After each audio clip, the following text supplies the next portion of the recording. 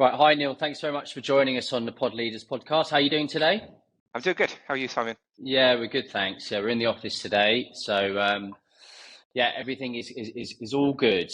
I guess just to introduce the Pod Leaders podcast today, what we want to do is we want to invite industry experts, thought leaders from the MarTech and SaaS space to come and talk about what we believe to be mutually kind of interesting topics and hard-hitting topics from our space.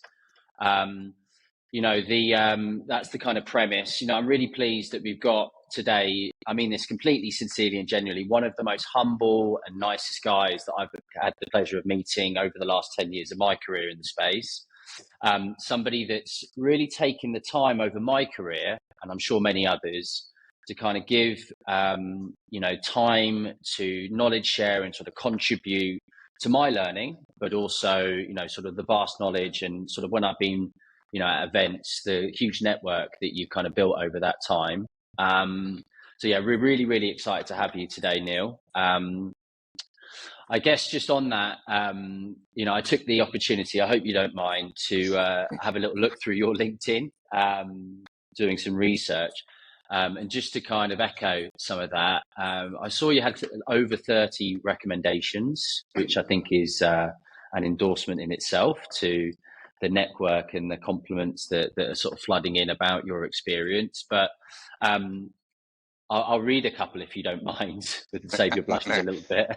Yeah. There's a couple of extracts here, but there's one that says, Neil's depths of knowledge in the marketing technology and complex use cases creates clarity and builds confidence. Neil also stands out as a leader, taking on responsibilities and diving in wherever needed. A great colleague to work with and truly excellent technical sales leader. Okay.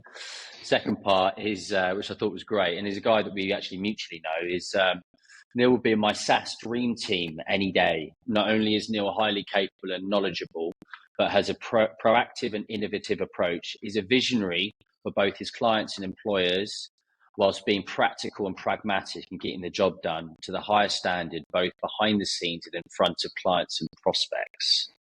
So praise indeed. I've learned to bribe my colleagues well. Yeah, you have to pay them later.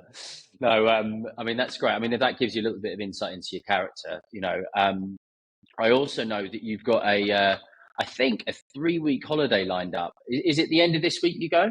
Yes, Saturday for 3 weeks. Where are you off to? A little bit of a US road trip to Vegas, LA, and San Fran. Okay, cool. So, I guess San Fran, given the role of, your line of work, have you been there a few times before? yeah, I've been to all three before, but it'd be the first sort of proper holiday without the kids going. So just my wife and I, so, which we're looking forward to.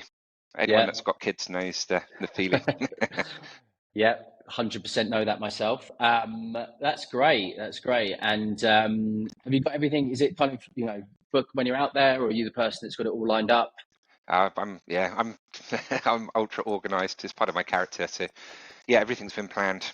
Hotels planned. We've got a bit of an agenda. So yeah, I like to just make sure we have loose foundations rather than just winging it. Yeah, sure. And Vegas in August. I mean, that's going to be very, very hot and hopefully not too expensive with on the tables maybe. But yeah, it'll all be good. Yeah, cool. Okay, great. Well, look, I mean, I guess without further ado, should we just jump into some of these questions, please, if that's all right?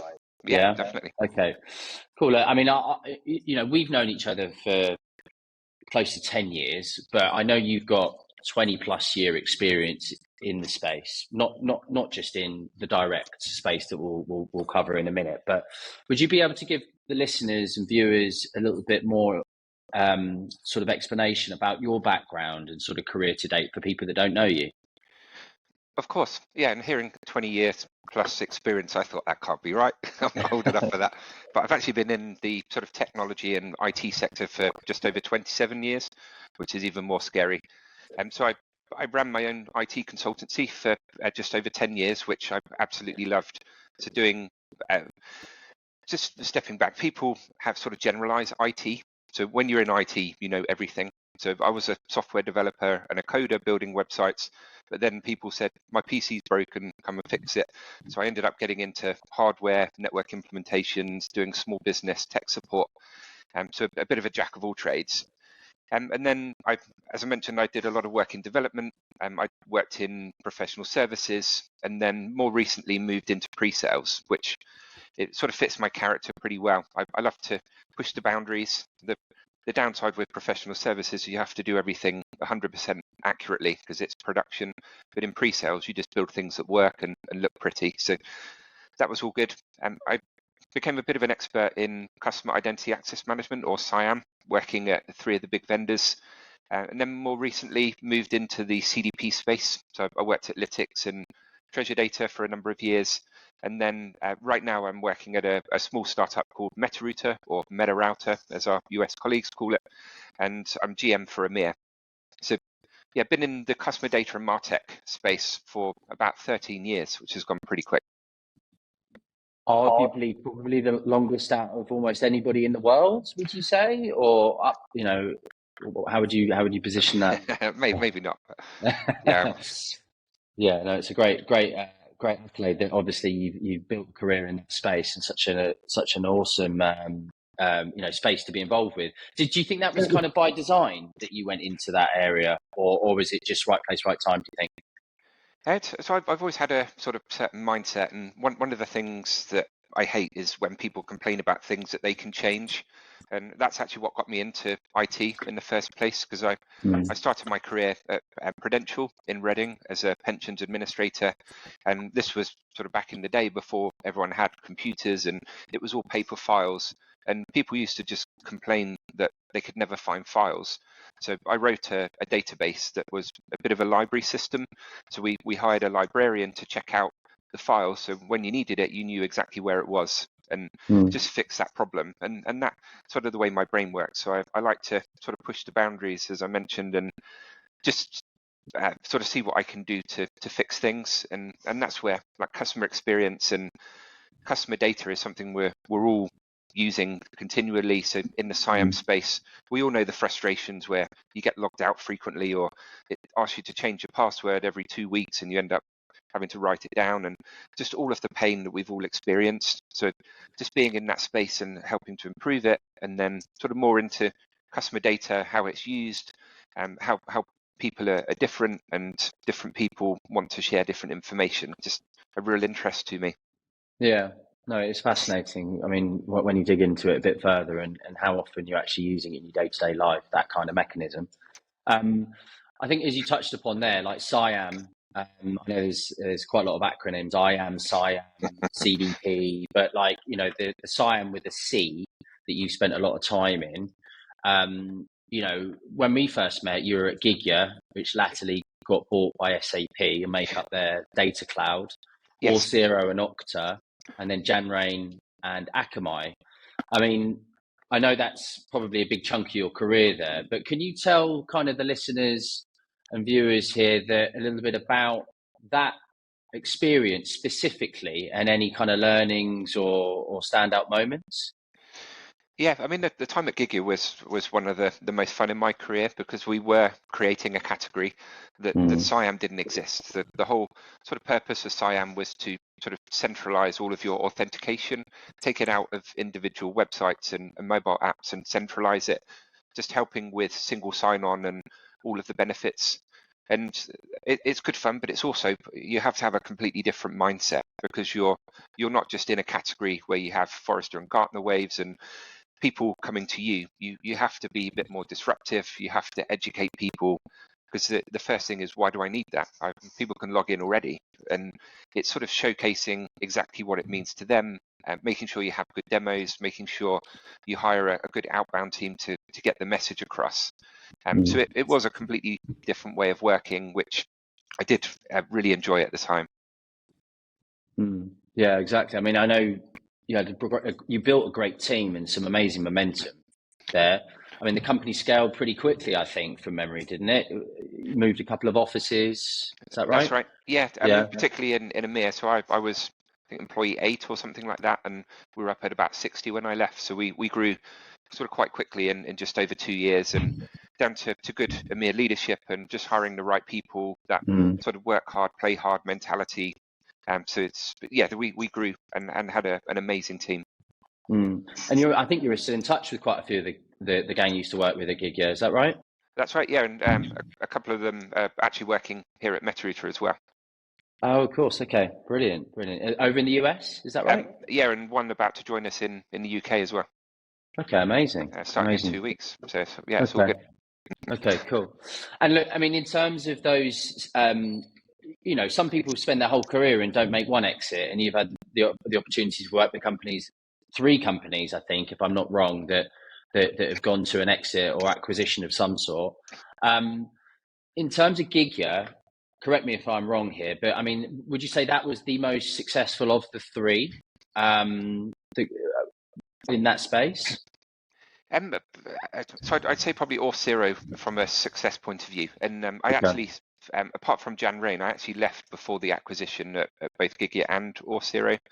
Yeah. And Gigio was a bit of a funny one because we were smashing it in EMEA. We were doing 150% of target for, I think, 12 quarters in a row. We were growing the business from sort of 0 to 20 million plus ARR within a couple of years. But just down to a bit of poor leadership and senior leadership, and Gigio actually struggled. And I heard through the grapevine that Gigio nearly went under. So the sale to SAP I didn't feel was that strong. For a company with the revenue they were doing, 350 million, it should have been $1 billion plus. So the multiplier wasn't huge. And this is part of the challenge when you're growing a business. Sort of getting to 20 million is a challenge, and then getting from 20 to 100, 100 to 200 million. Very few people have made that work, and you need experience and the right leadership to do that. So that's part of why I moved on from Gigio, because I just wasn't sort of overly confident with the way things were moving. And I know a lot of the employees weren't happy with the sale. The stock option valuation they got was pretty low to what they were expecting. Okay, well, that's amazing insight there. And like, in your opinion, why do you think Auth0 maybe got it a bit better or got some part of it right? So Auth0 had a freemium model, which I am fond of. So, for people that don't know, is if you sort of typically enterprise software, there's no price on the website. You go on and you get a salesperson going in, and there's a whole sort of process to follow. But with a freemium model, you can just register for free, so up to a certain usage. Then they have sort of pay by credit card, that SME, and so that was a really good lead generation tool. People were coming to us saying, we've been using your software for the last few weeks. We love it. How do we buy it?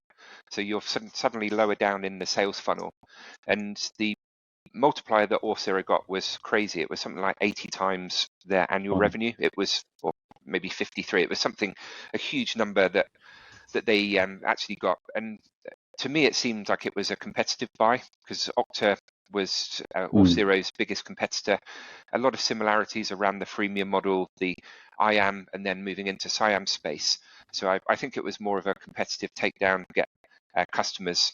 But yeah, the valuation compared to both Gigio and Jan Rain was pretty high for Auth0. No, that's really cool. Okay, and then as somebody that's really close to, I mean, you mentioned there that you come into this from a technical background, mindset, professional services, pre-sales into leadership, which is cool, right? Because it gives you that foundational knowledge and credibility, I'm sure, with the customers. But as somebody that is actually, I'm sure, genuinely interested in technology and the ever-changing landscape of that, tell us a little bit about cool trends or like niches that maybe people should be aware of or keep an eye on. Yeah, so for me, it's not a specific technology. It's the combination of technologies that I think becomes really powerful. Because pretty much no technology just works on its own. You have to have them all connected up.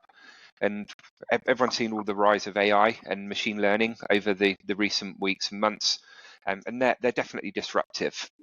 But then on the flip side, I know people are worried about their jobs and AI is going to take over everything. But I've sworn at ChatGPT so many times because it doesn't learn. You ask it a question, it gives you a poor answer, and then you just go round and round in circles. So for the AI tools, it's effectively garbage in, garbage out.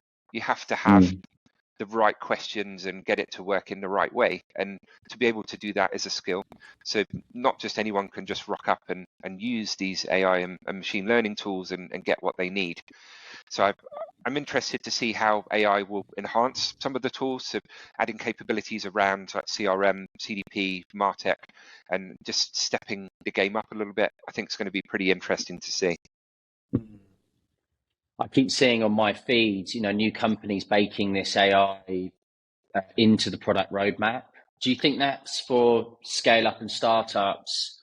Do you think that's a kind of a must have given the current boom, or do you think it's, what's your opinion on that? I'm sort of in two minds. Part of me I can see the way that the technology is moving and how quickly, but is it just another bubble that will burst and then we'll be out the other side very quickly? So that's a bit I'm not too sure. And it's like where do you get data? So machine learning has to have good data, and the more data you get, then in theory the better the models are. But that requires accurate data. So as poor data starts coming in and people that don't know the correct answers start to use these technologies, then it could start to become sort of even worse. So I don't know whether it's a sort of a must for startups. I mean, people definitely need to have a finger on the pulse and understand and keep up to date. But we'll see in a year or so whether we're still sort of in this big bubble. Yeah, could be a fad, but you never know. I mean, it's everywhere and anywhere, isn't it? At the moment, all over the news and Definitely all over the industry for sure. Okay, I mean, you've as we mentioned, you've been involved with 3 different startups that gone on to acquisition. I mean, can you tell me a little bit? Just are there any sort of consistent themes within the DNA of those companies? Or reasons you think that they made it to some sort of acquisition? I know you've already mentioned varying successes, but is there anything that you would observe with that? So a lot of the acquisitions are sort of the big suites sort of buying up technology just to bolster. So if you look at the acquisitions, sort of Salesforce, Adobe, SAP have made over the years, and there's always a reason to. So for Gigio to sort of work, Gigio sort of pivoted a little bit from SIAM into a little bit of consent, and then Gigio working with the SAP stack to provide consent was a good fit. And similarly with Jan Rain being a very sort of secure SIAM solution and Akamai being a security technology, there was a potentially a good tie in there. So that's where just sort of getting a bit disruptive, getting the brand out there, showing hyper growth mode, having a product that's pretty unique, and then just penetrating that market to get on the radar of these big companies.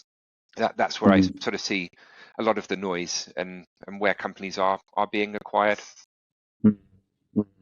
Okay, no, that's cool. I mean, so that outbound motion, the brand awareness, speed to market, I guess execution ultimately, right? Definitely. Kind of you need that sort of perfect storm to try and get anywhere near those kind of crazy multipliers you mentioned about, or zero, or not. Yeah, exactly. And there's all sort of algorithms, so the rule of 40 for sort of looking at different things to determine sort of what the multiplier should be. So it's just being on that path, and it's really tough. As a small startup, you have a bit of freedom, you have a bit of fun. I say work hard, play hard, but then as you grow, you have to start to do things the right way, and that's where you have travel policies and other policies to do things, and you have to be sort of proving that you're on that right track, because everything that you do badly will affect the valuation, and that sort of multiplier goes down from 40 to as in sort of Gigio's case, maybe 8 or 9. So yeah, there's a lot to think about when scaling. It's putting in those processes early, right, to be able to give yourself the best possible chance but then as the business not too early, because then you just take away the whole sort of flexibility of a startup. So it's getting that balance right to sort of have fun, get things going, get everyone motivated, get everyone on the same sheet, but having a finger on the pulse of where you are and where you want to be. Yeah. No, that's cool. In terms of MetaRouter, so I mean, you decide to leave Treasure Data, for whatever reason, right? You're in the market, got all this great experience. I'm sure you had quite a lot of interest. Why did you choose MetaRouter out of those potential companies? And can you tell our listeners a little bit about kind of the product and the use cases that you sold? Of course. Yeah, so for me, the biggest thing in a company is culture. So most of the reason that I've left companies is because of the culture or because of managers or leadership. So you need to be happy in work, and it's important when you're spending, I was going to say 8 hours a day, but in a startup it's more sort of 12 to 15 hours a day. It's a big chunk of your life. And when I sort of spoke to the leadership at MetaRouter, just could see sort of how they were and the culture inside the business, and it ticked all the boxes. And a little bit scary for me because I've always sort of been first tech person in region with a maybe 200-300 person company and an EMEA team sort of employee. I think I was employee 4 at Orsiro and EMEA and 8 at Gigio, something like that. But at MetaRouter, I was employee 30 globally, I think, and the first person in EMEA. So just a little bit out of my comfort zone, but something that I'm really looking forward to. And I'm pretty sure most of the listeners, apart from my colleagues at MetaRouter, just don't really know what we do. We're a small startup, but started 5 years ago as a business.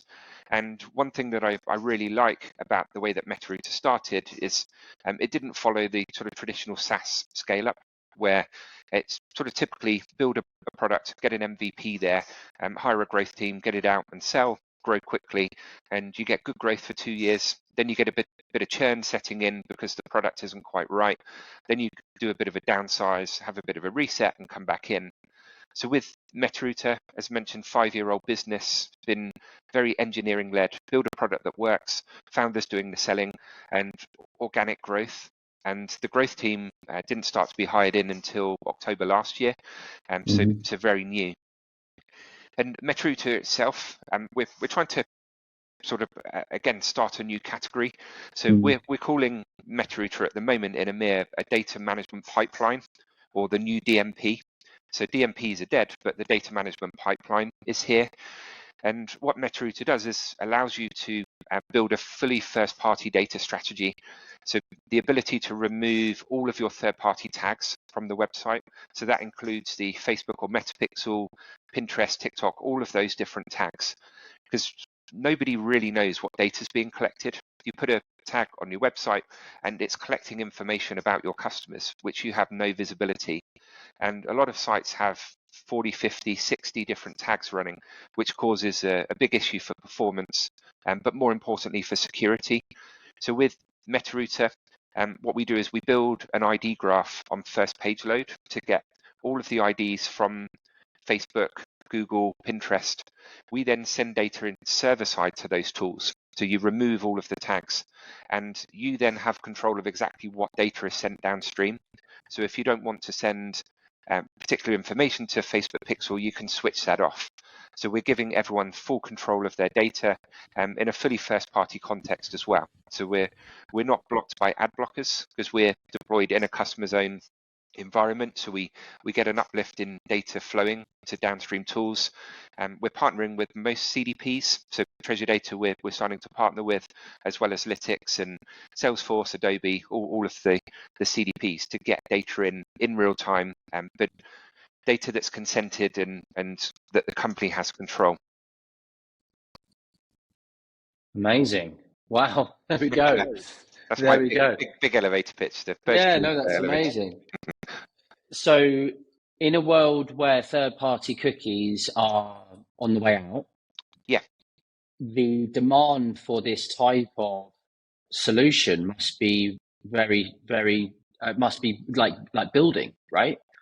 That's right. And it's a challenge because DMPs are pretty much dead with the death of third-party cookies, but marketers are missing the DMP. But the challenge is they're dying for a reason. So the whole way that DMPs work, we're just pulling third-party data. That's exactly why Safari and ITP and all of the cookie rules are coming in. And people are sort of expecting to have the same functionality, but in other tools, and that just isn't possible. So what marketers and other people need to understand is that there's a new way of working now. So moving to a first-party context and sort of generating some sort of identifier to know who an individual is that's anonymous, and then feeding that into your system so you can still retarget them, but you just don't know anything about them apart from behavioral data. But then having all of the IDs from Facebook and Pinterest and Google and others to be able to do activation. So you can start to target audiences on the walled gardens, but doing it in a fully first-party context. That's the new way of working. So sort of progressing CDPs to have DMP-like capabilities, but not a complete DMP replacement, because that just wouldn't be possible to work in exactly the same way. Mhm. Wow. So, I mean, in terms of what MetaRouter are doing, are there other companies that proclaim to do similar, or are you the first of this type of business? So there are a few that do similar, and so we're not completely unique. Sort of the whole tech stack that we have is unique. So we're fully private cloud.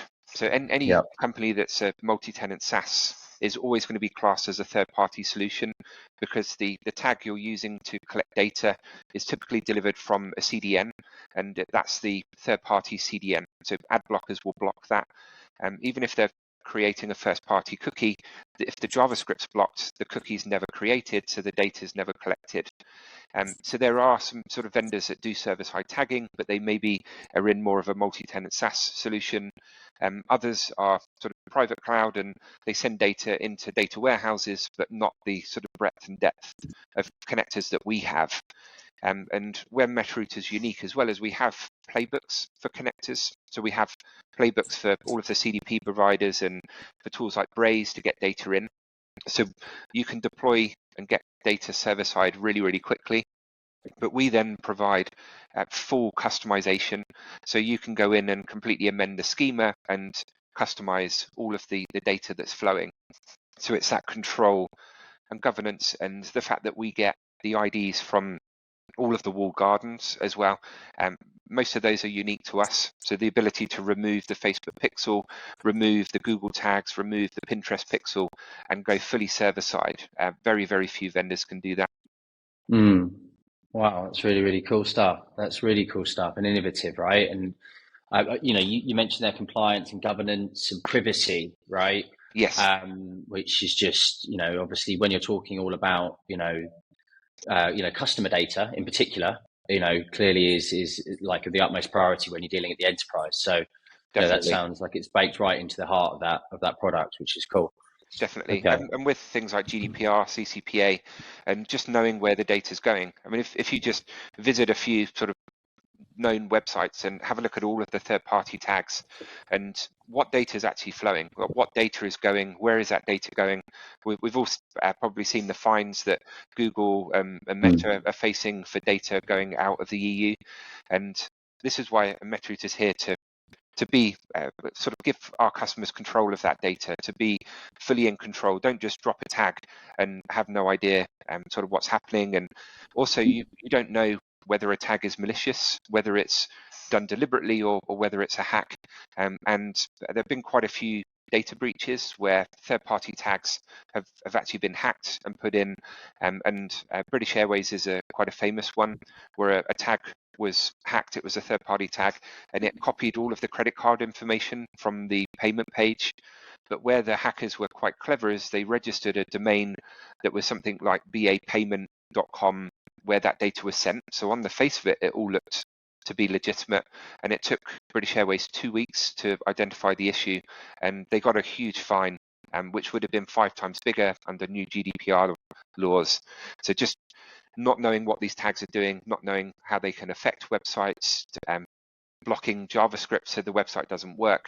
There's lots and lots of different things. So, security, privacy, data governance, and customer experience are where sort of MetaRouter is looking to help end users. Amazing. So it sounds like the ecosystem and the partnerships that you're building are in place, or certainly on the road to being in place. That's really cool. Yeah. I mean, without saying, unless it's public knowledge, without saying any existing clients or prospects, but maybe give an example of like kind of a cool case study that you guys have maybe solved. That'd be quite interesting. Yeah, well, the biggest one is the reason that we were founded, actually. So our founders own a sister company, and that company was involved in data transfer. And one of the big customers based in the US, a famous retailer, Somebody actually deployed a poor Criteo tag that brought their website down for 24 hours. It cost them $16 million in lost revenue. So they had a mandate to say, we need to remove all third-party tags. So that was the ruling. So they asked the sister company whether they could build that technology, and that's where MetaRouter actually span out. So the ability to remove all of those tags, to then go fully server-side, so they could be confident that no sort of malicious tags or malformed tags were going to bring the site down, that they were suddenly in control of data. So sort of the simple case studies of site performance. A lot of people probably aren't aware that site performance is actually part of Google's algorithm. So they have what's called a lighthouse score.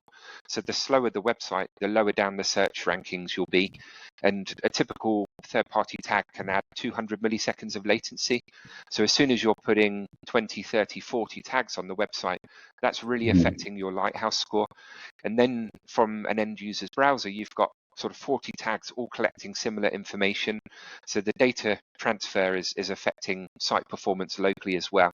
So by going server-side, MetaRouter is helping improve that site performance, which helps improve the Google Lighthouse score, gets you up the search rankings, gets extra clicks because people are happy to use the website because it's moving that much quicker. So that's sort of a byproduct of what we do as well. That's really cool. So it's built out the pain of an existing customer, that use case. Yes. Probably with no idea about any of this stuff happening about the third-party cookies at the time. Exactly. However, those kind of macro changes have actually just very conveniently fallen right into your lap. That that's a sort of core reason on the product roadmap. That's really cool. Yeah, definitely. And this is where sort of the whole terminology, because you see lots of things saying cookies are dead, and cookies are not dead. Cookies are going to be there forever because they're needed for websites to work. It's third-party cookies that are going, and that's where people have all seen it, where you go onto a website, you may be looking at some Nike trainers, and then you go onto any other website or onto Facebook, and you get adverts from competing companies. So that's where third parties are getting your behavioral data, using third-party cookies to track you around the internet, and that's what's stopping. So that's where MetaRouter, as a fully first-party, we can allow companies to track behavior and user information on their own websites and be able to do better sort of hyper-personalization, but not utilizing the third-party ecosystem and what people are doing on other websites. So it's just moving everything to a first-party context. Yeah, it's really cool. That's really cool. Okay, I mean, I know that you're kind of at the start of this journey, I guess, but I notice you've got a few of the like CDP experts in the team now. JVB and Miles, I think he's joined you, isn't he? Yeah, that's right. Do you feel like that kind of baseline understanding around CDPs is really helpful for their ramp?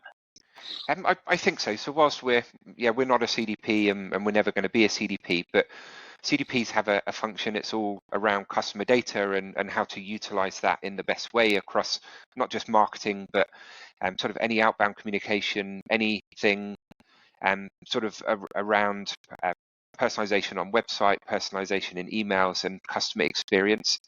So having people that understand the use cases, because the hardest thing when selling is getting people to understand. So whether it's a vertical or a persona, and them to understand what you do. So getting people in the team that have that knowledge, they know the end result. Because MetaRouter is a data management pipeline. So we pipe data from the website downstream to all of the other tools. So just showing the platform and doing a demo isn't going to wow people. It's what does that really mean to me? The fact that we can unlock additional data in the marketing ecosystem because ad blockers won't stop data flowing is a good use case. And what types of data can you get? Sort of behavioral data. So people with a CDP background sort of understand the talk track, and I feel that that's a good way for us to penetrate the market and as part of our go-to-market strategy to make people aware. Yeah, no, cool. I mean, you've done this a few times now in terms of, taking a small bit, another way to say it, small business startup, probably low level of brand awareness at the moment. But what in your opinion, are kind of both the challenges and opportunities when doing that? So the big challenge is just not having data. So I sort of talked around sort of AI and machine learning models. It's the more data you have, the better the algorithms are able to work. But the challenge in a brand new startup, and particularly when you're starting a category, is you have nothing to work on. You have no data to analyze. You don't know what your like ideal customer profile is, your ICP. You don't know your target audience. You don't know whether it will resonate in all different countries across Europe. Are the Germans going to be happy? The Swiss, people that are more security conscious? So that's where the challenge. So you have to just sort of go big, in my opinion. And the thing that I think a lot of companies get wrong is they're trying to sort of find the ideal. So they spend a lot of time planning, and then by the time they've finished planning, competitors have come along, or the market's changed, or some new sort of legislation has come in that's halted you. So just get out to market and just test things. Just try things. The more meetings you have, the more conversations you have, the more you can learn what works and what doesn't. And people are afraid to make mistakes, but it doesn't matter. Just dip your toe in the water, see how things are working, and then just make sure you analyze all of that data. And then within a year or so, you should have a steer in the right direction. So that's sort of where my mindset is at the moment, to be a little more disruptive, to get out quickly with messaging. We don't really know what our messaging is. We know why we were founded, but we don't know what will resonate. So the more we can get messaging out there, see what works, get all of that into a consistent message as well, to make sure our sort of outbound team and our sales team are on the same messaging, feedback loop into marketing, and just make sure we have consistency as well. Test and learn. I hear a lot when I speak to your peers about failing fast. Yeah, because it's that kind of the challenge of limited resources, speed. exactly. Because as soon as you're onto something good, which sounds like you are, unfortunately, there's going to be little hooves at behind you, coming after you for market share. And big hooves with the big boys trying to do it as well, that have got the money and budget to build things quickly. So yeah, you have to be quick and get a USP, and that's where I think a lot of it is, as I mentioned at the very beginning, is around culture, and people buy from people. And we've all been into sort of shops or restaurants, and you can tell people that are happy working there and people that are not happy working there, and that really affects your customer experience. And it's the same in business. If you're happy in your job, then people will buy from you because they can see that you're a good company to work for. So I think that's one of the most important things when scaling a business. Mm-hmm. Yeah, culture. I mean, I see that from a recruitment standpoint. It just takes one bad egg, doesn't it? And then the whole thing can come crashing down, unfortunately. Definitely. It's a bit of a force magnifier for good or for bad. If you get somebody in that's really kind of, bringing positivity and energy and the right kind of ingredients, that can multiply quickly. So I agree with you entirely on that point. Okay, so in terms of, for a few businesses now, not just in pre-sales, but you've built sort of more broader go-to-market teams. Yes. Like, from your perspective, what are kind of the key learnings and the ways and means that you go about scaling your go-to-market teams in EMEA, which I know is fragmented, but what's your kind of way of working there? Yeah, so EMEA is a tricky region compared to others, just the sort of the sheer sort of number of languages and cultures and ways of working, and even just simple things like in the Middle East, weekend isn't Saturday and Sunday, so that they work is Friday and Saturday. So they're messaging, and you need to be reactive on a Sunday, and people like to buy from sort of like-minded people. So if you want to get into France, you need French speakers. Germany sort of tend to wait a couple of years to see, is the technology still around before they make a move. So there's different cultures there as well. But the key for me, I mean, I'm quite lucky, as you mentioned at the beginning, I have quite a vast network of people. But the big challenge that I think, and big mistake a lot of startups make, is just thinking that they can recruit themselves. That's why you and I have worked together for a number of years, just well, I don't want to be sort of hiring people that are constantly being laid off, maybe not the right people for the role. We want to hire in people that are happy in their job, but tempt them away with a better offer, a better companies, good culture. So utilizing headhunters, not only will you get a better quality person, but you'll also get people in much quicker. And we talked about speed in the previous questioning, and that's also the case with hiring as well. You can burn months and months of time just trying to recruit people, just trying to sort of go through CVs, shortlist, first interview, second, right through to offer. And that is taking time away from scaling the business and doing other more important things. So that's why, for me, the use of headhunters to scale, I think is a best way to do it. And just to make sure you hire the right people, those first few hires are really, really important to set the culture, to set the sort of the future of the business as well. And that's where it can become a bit of a challenge, because if you have a team of 4 people has a completely different structure to a team of 400 people. So you have to start somewhere and try to build the foundations for growth. I like to use analogies a lot, and it's just like building a house. That you can't just build a house. You need the foundations there, and you need to sort of know the lay of the land and what type of foundations to do, and how strong they need to be, and to do that. And it's exactly the same in business. Hire the first few people, get the culture, get the work ethic in, have senior people as your first hires. So you can then hire more junior people in the future and train the more junior people and start to get sort of more speed moving in. But it is a challenge, that's for sure. Trying to get the correct pillars into the business, yeah, so then you can build around it. Yeah, no, I totally understand. And you talked a lot about culture there, which is a difficult one to judge when you're looking at somebody's CV. Almost impossible, right? You've got to kind of trust. You've either got to trust somebody like myself, who either knows them or other ways and means. How do you go about trying to find that cultural fit when you're interviewing people? Yeah, this is a tricky one, and a lot of it's down to intuition. And the thing that I have my own style of interviewing. I'm sure you've heard from a lot of people that you've put my way that I'm not sort of typical in the way that I interview. And I think a lot of people forget that interviewing is a two-way thing. That if I just interview a candidate and I just fire question after question and give me examples where you've done this, it really means nothing. They could be a quick thinker, they may be a good bullshitter, they could just say things, and how do you know it's true? So what I like to do is sort of be a sounding board, let them ask me questions, and I can tell from the questions they're asking sort of their level of knowledge. If they ask a really stupid question, then you know that they just don't understand, or they're just sort of trying to be clever, and then I'll respond and see how they follow up.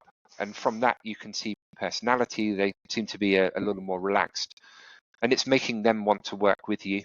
I'm sure a lot of people have sort of found the perfect candidate, and then the offer is rejected because they've probably given a poor overview of the company.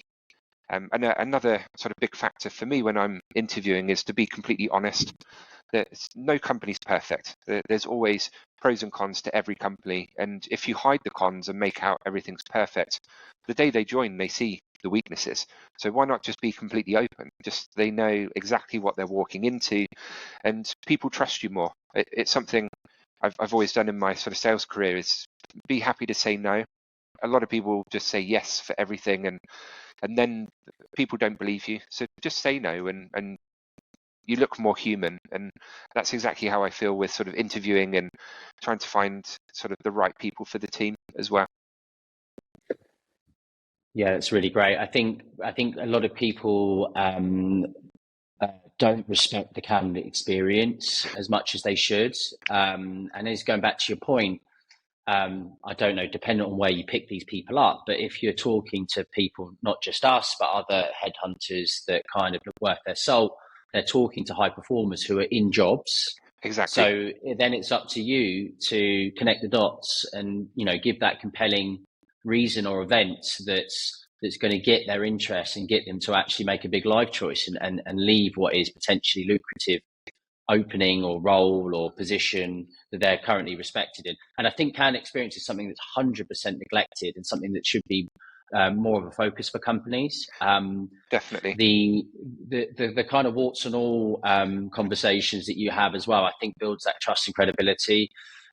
Nobody likes spending, waiting for somebody to join for, 3-month notice period in some regions, and then churning in or leaving the business 4 months later because it isn't as they expected. Exactly. So I think that's a win-win for everybody involved. No, that's all great points.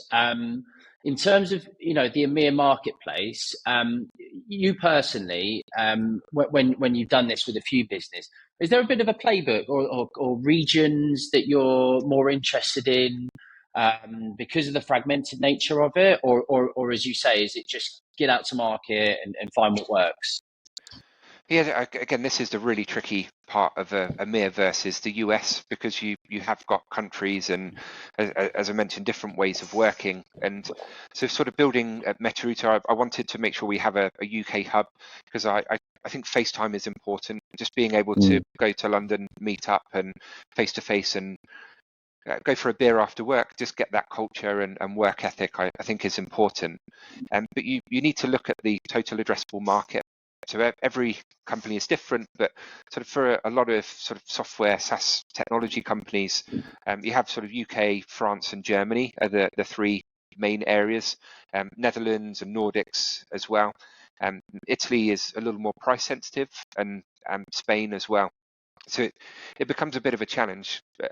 I mentioned earlier as well, so to penetrate France, you need French speakers, and then you do need people in France as well, similar to Germany, but it's doing it at the right time. And I'm quite a big fan of moving to a pod model, so having a sales pod, so having sort of 2 AEs, 1 SE and 1 SDR as a pod. So that's the plan we have at MetaRouter right now, is to build a UK pod, and then once that's successful, we then potentially get pods in France and then Germany, and then a second pod in the UK that can cover all of the Nordics, and to grow organically, because you can sell to most Nordic countries from the UK. That's pretty easy. Same with Netherlands. Germany, yeah, not so much. France is very difficult to do that from the UK. So you have to show with a lot of countries that you're committed to that region. The Middle East is a very similar one as well. If you don't have boots on the ground, it's very difficult to penetrate. So look at your total addressable market, see where you feel the sort of the biggest countries are, and have that as a focus area, and not be distracted from sort of trying to get into Portugal or some sort of smaller countries where you may get the odd deal, but they're really not a focus area. Yeah.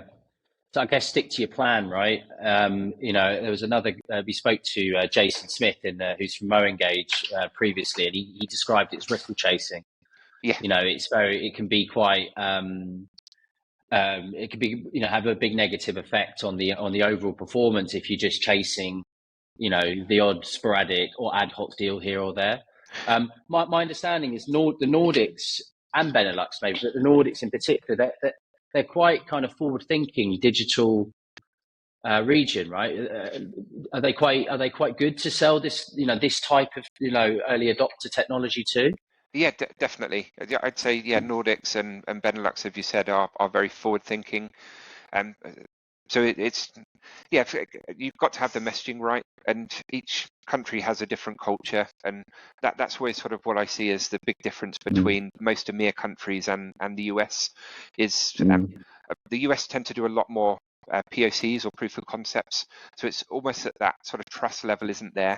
Whereas I've, over my career, and particularly at Gigio, we sold for 3 years smashing targets, and I think we only did 3 POCs in 3 years, and it's to sort of get that confidence that people trust you, and that's where I feel the Nordic countries are very trustworthy in that, as long as you sort of can prove it's not smoke and mirrors, and that the technology is real, that they will be forward thinking, and so I always love working with Nordic countries. Yeah, no, it's cool. hot topic is all about this dispersed working at the moment, isn't it? You know, post-COVID world, I'm seeing companies pushing or putting pressure on employees to come back to an office, which I'm sat in the office now, right? You know, Yeah. we'll have some lunch and get, you know, have a chit chat and stuff. So I personally see the value in that. It sounds like you have an office. Do you have an office as well at the moment, or? No, so I mean, what we have is an app where we can book an office for a day or Okay. meeting rooms, whatever. So we do try to get together, but yeah, I'm not the sort of person that will mandate. I mean, I know people have different things, whether it's young kids or families or travel time, Mm-hmm. and for me, I live in Hampshire, so it's a 4-hour round trip for me if I go up to London, and if the train's busy, that's 4 hours of lost time. So I wouldn't want to impose that people are in 2 or 3 days a week. I want people to make that choice. And if we've got people that do want to be office based, then we will get a dedicated office. But just make sure we have that regular cadence. So I like to have a weekly EMEA kickoff call every Monday to get everyone together, and not just have it sales, have the entire region on there, so you have visibility.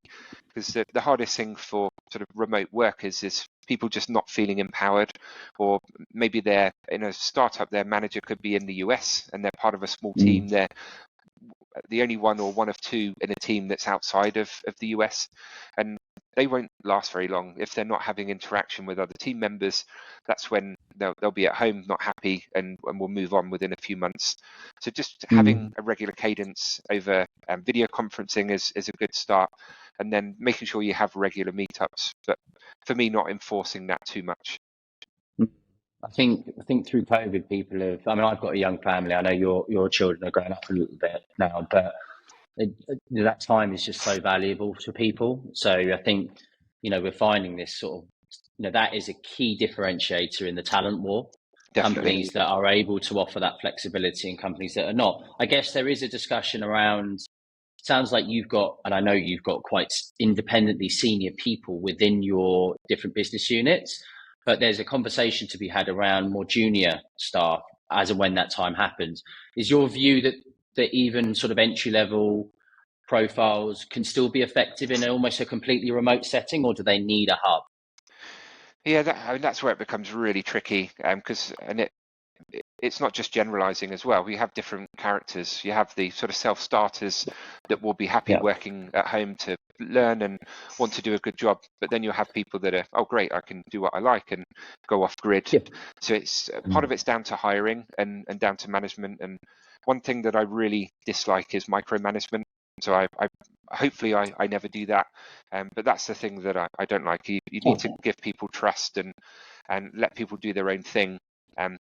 But yeah, I say that now, but maybe in a year, if we have a few more junior people, I might have a different tune. Yeah. Yeah. Well, you know, we'll wait and see. Okay, and just in terms of as a technologist as you are, right, and you've seen different stages of growth within revenue, headcount, scale, we are asking different people about technology stack. So maybe the line of question is less so about Salesforce as a CRM, right? But more so, are there any kind of cool tools that you've seen work well for different use cases within your journeys? Yeah, so a few. So I think conversational intelligence tools, so like a Gong or a Chorus, really, really important. So it's something that I implemented and pushed for quite heavily at my last few companies, because it's there for a number of reasons. So people at first are a little bit sort of scared of calls getting recorded and, oh, I'm going to get in trouble. But just having everything in a centralized place, because as a leader in a scale up, you can't be everywhere. I can't shadow every single meeting. I have no idea whether messaging is resonating, but if I can log into the tool and I can watch recordings, I can see body language of prospects, I can see questions that are being asked. We had it at Treasure Data where the first like 5 or 6 demos that I watched, every single one went the same way. The questioning went exactly the same way. So we just built a slide to battle that, and we never went down that rat hole again. So that's where I think these tools are really good. And then what you can do is you can build a library of what good looks like. So here was a really good meeting with a particular vendor, whether they asked good questions or something as an enablement session. So you can use that tool for enablement for people really quickly to get up to speed. The other thing that's a challenge with startups is every time you have a meeting, you say, oh, apologies, my 2 colleagues have joined, they're new, they're learning, and you have 5 people on the call, which can sometimes be a bit negative. But if they can just go in and watch the recording in their own leisure, a lot of these tools allow you to watch it at a slightly higher speed as well. So an hour meeting you could watch in 30 minutes. So I'd say for me, as a startup and a scale up, the conversational AI tools are probably my top technology. Yeah, I love that. I mean, that almost like blends into the previous point about the more junior staff, or people that maybe don't have that kind of baseline understanding, that gives them the whole library to be able to go and ramp at accelerated rate. Yeah. That's really cool. I mean, the enablement stuff is fascinating in a remote setting as well. That being one example of what's happening. And the other thing that I like with the tools, and I've done quite frequently, is because not everyone's in a go-to-market team. You've got the people that are physically building the technology, and they don't get a lot of visibility. So sometimes you're in a meeting and someone says some really big words like, wow, that's ridiculously good, or that's incredible, or you see them smiling saying this is the best thing I've ever seen, and you can take that snippet and just share it in your company Slack, just as a bit of a morale booster, so people can see sort of how it's resonating. So using that as a positivity sort of yardstick as well is really powerful. Yeah, absolutely. I mean, again, that kind of bleeds into the culture piece as well, doesn't it? Definitely. That's awesome. Okay, so in terms of the events, face-to-face events, Yes. I know you very kindly brought me to the Anticon event, and I had the opportunity to meet I was a bit stargaze with Scott Brinker, and listened to him on stage, which was cool. What's your view on the role of face-to-face events and how that's kind of helping you guys get your brand out there? Yeah, face-to-face events are essential for brand awareness. The big challenge comes in is there are a lot of events and they're very, very expensive. So with a startup and very limited budget, it's sort of which events you go to, and it's sort of where we are right now. It's like going to Vegas and you've got one chip. So you need to know which hotel do you go to, which table do you go to, how are you going to get the best return on that one chip. So it needs a bit of thought and planning. And events sort of have different things. So the Anticon event is great. The sort of model of having sort of vendors with booths there to talk, and then the sort of content and stages and ability to present on stage and get the message across is great. You have other events where it's more of a sort of one-to-one meetings, and so you'll get maybe less leads coming in, but a higher quality. But I typically sort of find events where you have to pay to get in to be of a higher quality, because a lot of people, and I've seen a slight shift since lockdown as well, but it used to be sort of the gifts and swag were the big things at events, and you get people that just go from booth to booth collecting all of the swag.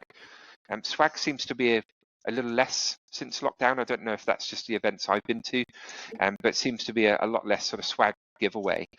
But where people have had to pay like £1,000 to get in or whatever, it just shows that they're more sort of confident in that space. So that's sort of what I've seen. But yeah, going back to the question, yeah, events I see is huge, but it's just knowing where to go and what the return will be is the tricky part. Yeah, of course. I mean, from a recruitment context, I completely agree. There seems to be more and more of these events popping up. There used to be the old drag of Demexco and a few others, Summit, and a few other the interesting ones. Now there's almost an event you can go to like twice a month that seems to have this, this extravagant marketing that's attached to it, and quite a lot of cool vendors that seem to be sponsoring it and involved. But how do you personally choose which ones? Is it just kind of like speaking to the team, or is it your own experience or guts? Like how do you do that? Yeah, so a bit of bit of both, really. I mean, I'm a numbers guy at heart, so I like to sort of build algorithms and just use sort of experience. So at the moment, we're looking at events and looking at the cost of the event, and then sort of roughly how many leads we feel we'll get, what we feel the quality of leads will be, and then to see effectively like a cost per lead value at the end to see where to place it. And so a few events we're sort of attending in person just to sort of stake them out this year with a view to going in there next year. Some of it's from experience. I've been to a number of events like OMR in Germany and Anticon and Big Data London. All of those events I've been involved in quite heavily, so I know how they work. And then just speaking to other team members as well, events that they've been to, and just do a bit of a brain dump, everything in a spreadsheet, and then work it from there. But yeah, budgets is the tricky part, and a lot of events are becoming more and more expensive. And for me, just having a booth and being one of 200 vendors when you're completely unknown isn't that valuable. So I feel that you have to be on stage, you have to have some sort of presence to be able to get the message across and generate interest, and then you'll get a lot more sort of better conversations at the booth. But just turning up and being stuck in the middle of everyone else, you'll have lots of people walk past and maybe the odd conversation, people just wondering what you do.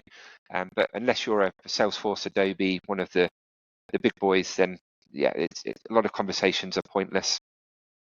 Yeah, I understand. Okay. So, I mean, for any of the viewers out here that are just taken on sort of senior leadership responsibilities, VP, GM, whatever that may be, I'm sure they can take a huge amount from what you just sort of, described and explained about your journey and experience. But in respect to their learning and like communities and events and resources, there seems to be loads of really good things out there, but is there any that you would point them in the direction of to help them sort of accelerate their own personal journey? So I'm still a big fan of LinkedIn. That's maybe a bit old school, but I find LinkedIn sort of generally with communities and just getting knowledge and building up that network is still really powerful. I'm a big fan of roundtables as well. So just with other sort of like-minded people and just bouncing ideas around as well. I mean, I'm sort of fairly new into the sort of GM role, and so I'm interested to learn from others of any communities and areas that I should be involved in as well. I'm doing more and more with recruiters as well, people like yourself doing events and bringing sort of go-to-market people together and over a dinner and drinks and having a Q&A session I find really valuable as well, and just building knowledge. But yeah, any advice others have got for me, I'd love to hear moving forward as well. I think that's one of your best qualities, just being humble enough to recognize that, you don't know everything, right? And that, you're always keen to kind of connect with the right people that maybe have seen a little bit more. I know that's a great idea. The strength is the community, right, that we're in. And that sounds like a great idea for dinner and drinks that we can probably line up after this offline. Okay, cool. That sounds really good. So, hey, look, thank you very much for all of that. I know we've run a little bit longer than an hour. Just as a kind of finale, or grand finale, I should say, we've got a quick fire question and answer session. I'm not trying to catch you off guard, but you've got to try and answer the first thing that comes to your head, right? Yeah. So here we go. Favorite piece of tech or app you are using now? Still Google Maps. I love it. Really boring answer. Cool. Okay, cool. iOS or Android? Definitely Android. I'm a tech person. Steer away from iOS. But saying that, I do MacBook 100%, but iPhone no, and Apple technology no. Android all the way. Okay, cool. Okay. Night at the disco or night at the restaurant? Night at the restaurant. I'm too old for discos with my dodgy knees. Okay. Favorite food? That's a tricky one. I'm going to say chicken wings. That's always my go-to. Lovely. Okay, cool. Favorite movie? Yeah, I haven't got one. I do like Inception. I like the sort of thought that goes into a lot of movies. So Inception's probably one that I'd say is at the top of my list. I think I came out of Inception, and me and I think my wife, or whoever we were watching it with, we came up with like 3 different endings or 3 different sort of scenarios of the ending. Yeah, that's a good one. Favorite place you've been on a holiday or visited? That's a tricky one. And before I answer that, something I always say to my kids is life is all about comparisons. Like you don't know how good something is unless you can compare it to others. So my wife and I went to Lanzarote, had a hotel, said, oh, this is our favorite place. Then we went to a place in Crete and said, actually, the Lanzarote was maybe a 6 out of 10, Crete's a 10 out of 10, but we still haven't explored a lot of places. And we're a fan of West Coast US, sort of hence the trip we've got coming up, because at this time of year, you're guaranteed the weather, not too hot, not too humid, that you can go to a supermarket, go to a cinema, you can sort of drive. So that we quite like. I'm not a sit by the pool and sunbathe all day. I like to be a little more active. Yeah, cool. So a woolly answer. No, that's cool. I know you've got it might be a bit biased because you've got such an exciting trip lined up in a few days' time. Okay, what's your guilty pleasure? I haven't got one really. Everyone that knows me, and I've got a nickname actually, at my current place, which is Bacardi B. So I'm a big Bacardi drinker. So I would say freezers or actual Bacardi. I know actual Bacardi. Yeah, I'm not 16. Yeah, so I drink far too much. I have told Bacardi a few times to set up a loyalty scheme because I'd be their number one. I'm pretty sure globally. It's not really a guilty pleasure, but. Well, it is, I guess. Do you have a mixer with it, or is it straight? Yeah, it's got to be Diet Coke and caffeine free. I don't want to ruin the body too much. Okay, cool. All right. If you had one superpower, what would it be and why? So my superpower would be to hear people's thoughts, just so you know, because it's the hardest thing. People have a good poker face, whatever. But if you could hear people's thoughts, you'd know when you upset people or didn't, and what they're thinking. So I think that would be my superpower. Would be great in the pre-sales environment, wouldn't it? Exactly. You'd be able to know when to ditch. Yeah, run. They're not going to buy. Yeah, exactly. Wasting our time. Okay, last but not least, all right, health and safety is obviously the most important thing with everything, but God forbid your house is burning down, right? You've got one item you're able to salvage. What is it and why? Oh, that's a tricky one. Probably my wife. Yeah, okay. Assuming she's run out herself. Yeah, I don't know. I'm a tech guy, so yeah, some of my TVs and tech equipment probably. Okay, cool. Great. Look, thanks for being such a good sport. Neill, as always, look, thank you so much for your time. Look, loads of really good stuff in there. Look, if anybody listening to this has got questions about MetaRouter or wants to get in touch, how should they do that?